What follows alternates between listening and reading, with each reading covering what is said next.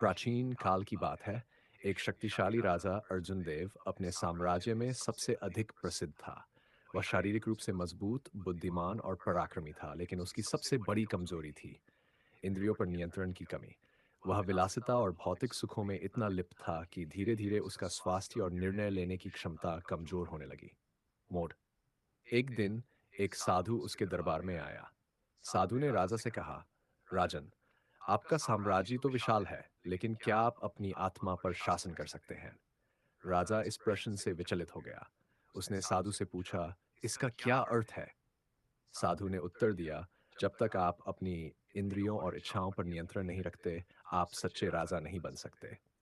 राजा ने साधु से इसका समाधान पूछा। ब्रह्मचर्य का ज्ञान। साधु ने राजा को ब्रह्मचर्य का महत्व समझाया। उन्होंने कहा, ब्रह्मचर्य का पालन करने से शरीर में ऊर्जा का संरक्षण होता है, मन शांत रहता है और निर्णय लेने की क्षमता बढ़ती है। यह आत्मशक्ति को जगाने का मार्ग है।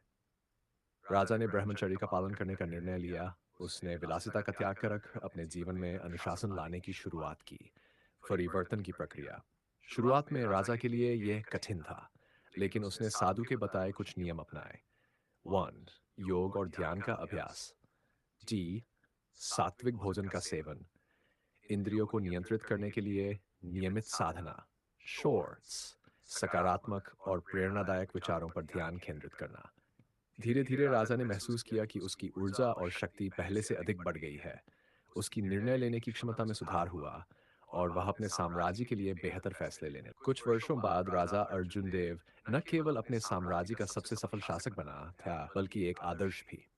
उसके जीवन का यह परिवर्तन ब्रह्मचर्य के पालन का परिणाम था।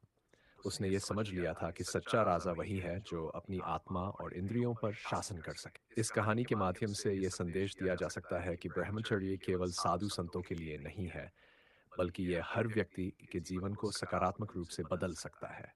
ये आत्मनियंत्रण, अनुशासन और ऊर्जा को सही दिशा में लगाने का मार्ग है।